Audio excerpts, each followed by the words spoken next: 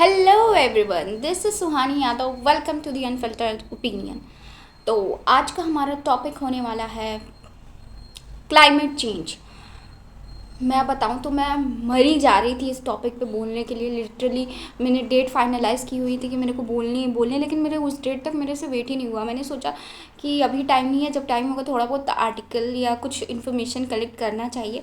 पर इतना concerning topic है ना, मेरे को लग रहा है कि मैं अगर इस पे वीडियो नहीं बना रही हूँ तो पाप कर रही हूँ। मैं इतने चीज़ पे वीडियो, अगर मतलब ऐसे ऐसे चीज़ों पे वीडियो बना सकती हूँ तो क्लाइमेट चेंज तो मेरे लिस्ट पे टॉप पे होना चाहिए। अभी पता नहीं स्टोरेज अलार्मिंग है मेरे मोबाइल का, पता नहीं ये वीडियो कितनी लंबी जाएगी। पर मैं कहना चाहती हूँ, मैं बोलना चाहती हूँ कि क्लाइमेट चेंज तो ठीक है, आप सभी अवेयर होंगे क्लाइमेट चेंज क्या होता है। जब भी कभी लंबे समय में ना, जब हमारे जल क्लाइमेट चेंज का मतलब होता है जलवायु परिवर्तन। तो हमारे जलवायु में ना, जब निगेटिव वे में चेंजेस होते हैं ना, तो उसे ही हम कहते हैं क्लाइमेट चेंज।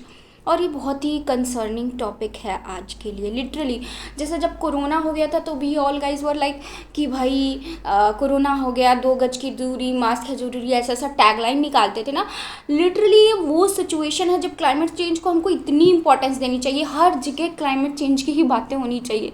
लाइक मास्क लगाओ, हाथ सैनिटाइज करो। ऐसे क्लाइमेट चेंज के लिए भी रूल्स आने चाहिए, गाइडलाइंस आने चाहिए कि ऐसे करिए और क्लाइमेट चेंज को दूर भगाइए। मतलब उसे एक्सेलरेट मत करिए, सिचुएशन को एक्सेलरेट मत करिए, प्रोसेस को स्लो डाउन करिए। हम जाएंगे धीरे धीरे उसकी तरफ, बट उस सिचुएशन एक्सेलरेट ना हो, ये चीज़ हमें सोचना चाहिए। हर वो एडवांटेज, मतलब सरकार को तो ऐसे गाइडलाइंस छापनी चाहिए। ऐसा रोज़ टीवी में जैसे कोरोना में न्यूज़ एंकर्स बोलती थी कि आज क्लाइमेट चेंज की वजह से इतने लोगों की मौत, ये गाइडलाइंस है वो। तो वो मौतें आज नहीं हो रही हैं पर फ्यूचर में ज़रूर होने वाली हैं। तो क्यों ना हम उसका प्रिकॉशंस ले। लेकिन मतलब इतना कंसर्निंग है क्लाइमेट चेंज कि उसे, जैसे कोरोना के लिए हम हर चीज़ फॉलो करते थे, वैसे क्लाइमेट चेंज के लिए करना चाहिए हमें। आज के डेट में जो भी पिक्चर्स बन रहे हैं, कुछ भी बन रहा है, तो कुछ भी टॉपिक है तो मोस्ट वायरल और सेंसेशनल टॉपिक क्लाइमेट चेंज होना चाहिए। जो भी कुछ लोग कर भी रहे हैं, तभी तो मैं सोच रही हूँ उसके बारे में। क्योंकि मैंने भी कई जगह देखा और मुझे भी पता चला कि भाई ये तो बहुत कंसर्निंग इशू है, तो और टॉप पे होना चाहिए। तो मैं यही कहना चाहती हूँ कि क्लाइमेट चेंज देखिए, हर व्यक्ति को समझ, कुछ लोग तो इसे प्रॉब्लम ही कंसिडर नहीं करते। सही में कुछ लोग तो समझते ही नहीं क्लाइमेट चेंज होता क्या, मतलब इससे क्या हानि हो सकती है। लिटरली कुछ, मतलब मैं बता रही हूँ, एजुकेटेड लोग भी इम्पोर्टेंस देना ज़रूरी नहीं समझते, क्योंकि वो मतलब बिल्कुल यू नो अपने पैर के नीचे देखते हैं। तो उनको कोई प्रॉब्लम नहीं दिखेगी। They were planning about the futures, about the kids future in 2015, but ये नहीं देख रहे 2050 में फ्यूचर प्लान करने के लिए रहेगा भी कि नहीं, कि सिचुएशन वर्स हो जाएगी, क्या रहेगा। मतलब अपने बच्चों को हम बेस्ट चीज़ें देना चाहते हैं, पर हम क्लाइमेट क्यों वर्स देना चाहते हैं। हम अपने बच्चों के लिए एसेट्स जुटा के रखते हैं कि भाई जब वो बड़े होंगे तो ये वो, पर हम क्लाइमेट उनके लिए क्यों नहीं जुटा के रख रहे हैं, वो क्यों वर्सन कर रहे हैं। मतलब कुछ लोग तो इसे प्रॉब्लम ही नहीं एक्सेप्ट करते। सबसे ज़्यादा प्रॉब्लम तो एक्सेप्टेंस में है भाई, कि लोगों को एक्सेप्ट ही नहीं हो रहा है कि क्लाइमेट चेंज भी एक प्रॉब्लम हो सकता है। अगर कोई चीज़ फिजिकली दिखती है तो उनके लिए प्रॉब्लमेटिक होती है, पर फिजिकली हमें क्लाइमेट चेंज जैसी चीज़ें नहीं देखने मिल रही है तो वो प्रॉब्लमेटिक नहीं है। और कोई भी चीज़ अगर दूर होने वाली रहती है ना, कुछ सालों का अंतराल होता है, तो लोग वैसे भी उस पर ध्यान नहीं देते, क्योंकि आजकल के लोग बहुत मतलब पास का सोचते हैं, दूर का कोई कहीं सोचता ही नहीं है। तो क्लाइमेट चेंज देखिए, अब मैं तो बस इतना कहना चाहती हूँ कि आप अपने स्तर पे क्लाइमेट चेंज में कैसे कम कर सकते हैं। सबसे पहला तो सबको पता है, एफॉरेस्टेशन करिए। अब एफॉरेस्टेशन के लिए सबसे पहली बात, लैंड कहाँ से आएगी। हम जैसे घर के लोगों के पास लैंड ही नहीं है भाई, हम एफॉरेस्टेशन करें तो करें कहाँ। बहुत सा करेंगे तो गमला में लगा लेंगे, बट दैट ट्री की तरह वो इफ़िशियंसी नहीं होती है उसकी। भाई 4 मिनट हो गए, मेरे को जल्दी बोलना होगा। तो इफ़िशियंसी नहीं होती है उसकी। तो पहली बात तो लैंड होना चाहिए हमें एफॉरेस्टेशन करने के लिए। तो मतलब बेसिकली ना, पॉपुलेशन भी कारण है। अभी तो काफ़ी हद तक कंट्रोल में है, आगे चल के गिरने भी वाली है पॉपुलेशन, बट फिर भी पॉपुलेशन हमारी ज़्यादा है। पर पॉपुलेशन कभी भी प्रॉब्लम नहीं होती, हर चीज़ को अच्छे से संभाला जा सकता है। और लेकिन पॉपुलेशन जितनी बढ़ेगी उतनी ही कंक्रीट वाली चीज़ें बढ़ेंगी, एंड वी हैव टू, हमें फॉरेस्ट काटने पड़ेंगे, डिफॉरेस्टेशन करना पड़ेगा, ये सारी चीज़ें तो होंगी। इसलिए प्लीज़, और आप लोग को समझ नहीं आता, हमारे यू नो थोक के माल में हम लोग हैं बिल्कुल। तो इसीलिए हमारे यहाँ ह्यूमन लाइफ की वैल्यू ही नहीं होती। ओ माय गॉड, मैं अलग टॉपिक पे चली गई। हाँ, मुझे कहाँ रहना है, मैं ना ह्यूमन लाइफ की वैल्यू पे भी मेरे को एक वीडियो बनानी है सही में, इंडिया में तो खासकर। तो और फिर दूसरी बात, पता है इतना कार का प्राइवेटाइजेशन हो गया ना भाई। अब सबके बाहर मतलब कार, सबको अपनी एक प्राइवेट कार चाहिए होती है। ठीक है, हाँ मैं मानती हूँ कि अपने भी ड्रीम्स होते हैं, अपने को भी लगता है कि कार होनी चाहिए। अभी आपका कार लेने का मन भी ना हो, आप कार प्रेमी भी ना हो, इवन तो मैं थोड़ी हूँ, लेकिन आप एक सोसाइटी में जाओ या ना, यो कार खड़ी रहेंगी, लग्जरी लग्जरी कार, आपका मैं गारंटी देती हूँ आपका पक्का मन कर देगा कि भाई मेरे पास भी एक कार होनी चाहिए। नहीं किया, आप कार प्रेमी भी नहीं होगी तब भी आपकी मन हो जाएगी। इतनी मतलब लग्जरी और उसका साइन इतना लश्कर देख के मन करता है कि भाई साहब, मॉडल देख के मन करता है ना कि काश मेरे पास भी होनी चाहिए। तो लाइक ठीक है, होनी चाहिए, पर एक होनी चाहिए। लोग यहाँ पे 4-4 5-5 कारें एक घर में, this is very concerning, let me tell you भाई। 4-5 कारों की तुम्हें ज़रूरत क्या है एक घर में, नहीं बताओ भाई। मैंने तो एक इन्फ्लुएंसर्स को देखा था, चूँकि वो बड़ा है भाई, शो करता है तो पता है, नॉर्मल घरों में 4-5 गाड़ी होते। हमारे रिलेटिव्स में एक लोग है भाई, वो तो हर साल नई कार निकालते हैं। ठीक है, आप रिप्लेसमेंट में निकालो, एक रिप्लेस कर रहे हो, ठीक है, नई कार का शौक है, होती है लोगों को तो निकाल रहा है, पर रहने के बावजूद निकालना एक जस्ट कंसर्निंग टॉपिक कि आप बहुत ज़्यादा बढ़ा रहे हो। पब्लिक ट्रांसपोर्ट को सपोर्ट करिए, पब्लिक बसेस को सपोर्ट करिए, उससे जो है कि ट्रैफिक भी बहुत कम लगेगा और फिर आपका ईज़ भी बढ़ जाएगा। प्राइवेट कार होने की वजह से पब्लिक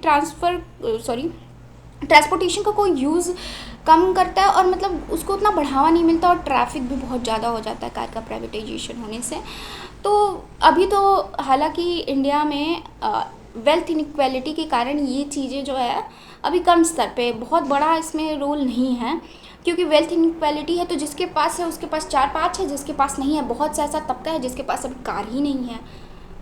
हम लोग के पास तो अभी कार ही नहीं है, बट जिसके पास 4-5, मैं उस इन्फ्लुएंसर की थी कि भाई फॉर्चूनर ले रखा है, लिजेंडर ले रखा है और जी वैगन ले रखा है, मतलब पता नहीं क्या क्या ले रखा भाई साहब। इतना कार लेने की क्या ज़रूरत थी? उतनी कार नहीं रहती तो आपका सर्वाइव नहीं हो पाता क्या? आप सर्वाइव नहीं कर पाते क्या? पता नहीं लोगों के पास, ठीक है ना, अभी मैं ऐसा बोल रही हूँ, लेकिन एक बार पैसा आता तो सोचना पड़ता है। पर ठीक है, सोचिए आपके पास खुद की प्राइवेट कार हो, लेकिन इतना ज़्यादा 4-5 कार लेने की कोई ज़रूरत नहीं है। आप एक कार के साथ सर्वाइव कर सकते हो। और दूसरा, इसके लिए वो जो कार्बन इमिशन होता है ना, that is the main concerning topic, कि जितना आप कार लोगे उतना कार्बन इमिशन होगा और उतना ग्लोबल वार्मिंग होगी। तो बहुत कंसर्निंग टॉपिक है ये, तो कम करिए इसका यूज़। और अब हम बात करते हैं, और अभी हम स्कूटी की बात कर ले भाई। इलेक्ट्रिक स्कूटी यूज़ करिए, सीएनजी व्हीकल यूज़ करिए।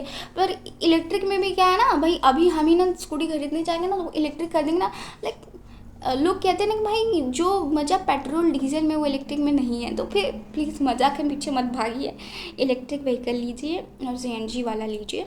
और दूसरी बात, एसी भाई साहब, एसी भी बहुत रोल एक्सेलरेट करता है इस सिचुएशंस को। एसी, इसमें भी वेल्थ इनइक्वालिटी है ही, पर एसी बहुत वर्सेटाइल हो चुका है। एसी से भी बहुत ज़्यादा क्लाइमेट चेंज होती है, और उसमें भी नहीं है कि मैं नहीं कह रही हूँ। अब जैसे हम लोग हैं, मेरा एक सुझाव है कि भाई अगर हमारे पास हमारा खुद का घर है, छोटा घर है, बड़ा घर है, तो अब ग्राउंड लेवल पे तो एसी मत लगाइए ना। ग्राउंड लेवल पे तो एसी की ज़रूरत नहीं होती है।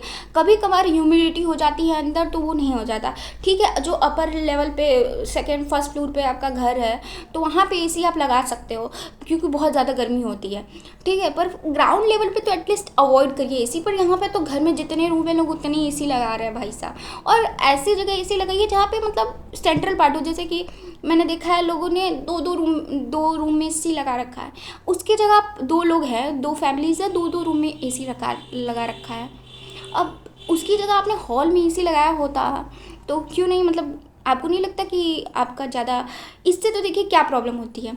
एक तो पहली बात तो आपको एक्स्ट्रा वोल्टेज कंज्यूम करता है, जिसके लिए extra coals, fuels, fossil fuels लगते हैं उन्हें बनाने के लिए, एक्स्ट्रा वोल्टेज कंज्यूम। फिर ऊपर से वो जो कितनी गैसें इमिट करता है बाहर, इससे जो लोग एसी अफोर्ड नहीं कर सकते ना, उनको बहुत दिक्कत होती है लिटरली। आप तो भाई एसी में रह लोगे, जहाँ मजबूरी है मैंडेटरी है वहाँ करिए। जैसे कि लोग अपार्टमेंट्स में रहते हैं, फ्लैट्स में रहते हैं, तो ऊपर ही रहना उन्हें मैंडेटरी है, तो उनके घर एसी होना। पर वहाँ भी आप सोचिए कि ऐसी जगह एसी लगाइए जहाँ पे लोग ज़्यादा कंज्यूम हो सके। अब एक घर में एक एक रूम में एसी लगाने की मतलब हॉल्स में लगाइए, वैसे लगाइए जहाँ पे आप एक जगह मतलब कभी कभी रह सको, ठीक है। और ग्राउंड लेवल पे एसी तो अवॉइड ही करिए, क्योंकि वो ऑलरेडी ठंडा होता है, क्योंकि कई फ्लोर्स होते हैं ऊपर। तो इसलिए मेरे को लगता है एसी लगाना भी एक बहुत बड़ा प्रॉब्लमैटिक है।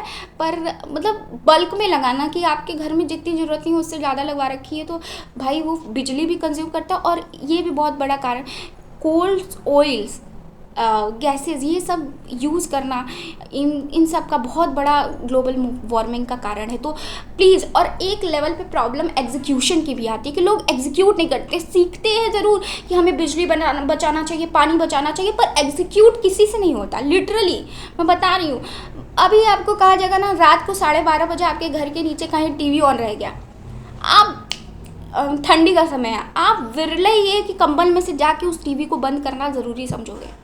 सही बता रही हूँ मैं।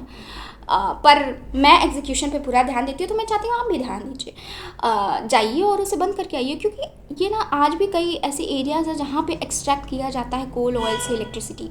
तो उससे ना प्लीज़ आप बिजली बचाइए, नहीं तो उसमें जितना कोल वगैरह यूज़ होगा उतना होगा। और रिन्यूएबल सोर्सेज यूज़ करिए, जैसे just like solar panels use करिए इलेक्ट्रिसिटी के लिए। इसमें कोई हार्म नहीं होता हमारे क्लाइमेट को। प्लीज़ एफॉरेस्टेशन करिए। और क्या ही बोलूँ मैं, बस इतना ही कहना चाहती थी मैं। अब मुझे कुछ याद नहीं आ रहा है। वरना अगर हम ये सब नहीं करेंगे तो हमें थ्रेट्स मिलते रहेंगे। इस बार 2026 में गर्मी बहुत ज़्यादा पड़ने वाली है। इससे जो अमीर लोग हैं भाई, उनको तो कोई दिक्कत नहीं होगा, पर जो नॉर्मल लोग हैं, जो नॉर्मल रोड पे काम करते हैं दिन में, उन्हें बहुत ज़्यादा इफेक्ट होने वाला है। इससे जो फ्रीजर्स होते हैं और एसीज होते हैं, उनसे जो रेफ्रिजरेटर वगैरह से जो गैस निकलता है, वो बाहर जाके बाहर के लोगों का रहना मुश्किल कर देता है। जो बाहर रहते हैं उनके लिए काफ़ी मुश्किल हो जाता है सर्वाइव करना। इसीलिए क्लाइमेट चेंज को समझिए, और हर चीज़ का एक सिंपल इलाज है, एफॉरेस्टेशन। ये सबसे बड़ा पैनिकिया है, रामबाण है जिसका इलाज करने का। तो उसके लिए आपको अपनी पॉपुलेशन भी हमें अपनी कंट्रोल में करनी होगी, ताकि हम कंक्रीट न खड़ा कर सके बहुत ज़्यादा, क्योंकि जितने लोग होंगे उतनी चीज़ें करनी पड़ेगी। इसलिए कंट्रोल करना उसमें ज़रूरी है। क्लाइमेट चेंज एक बहुत ही कंसर्निंग इशू है, सबको समझना चाहिए।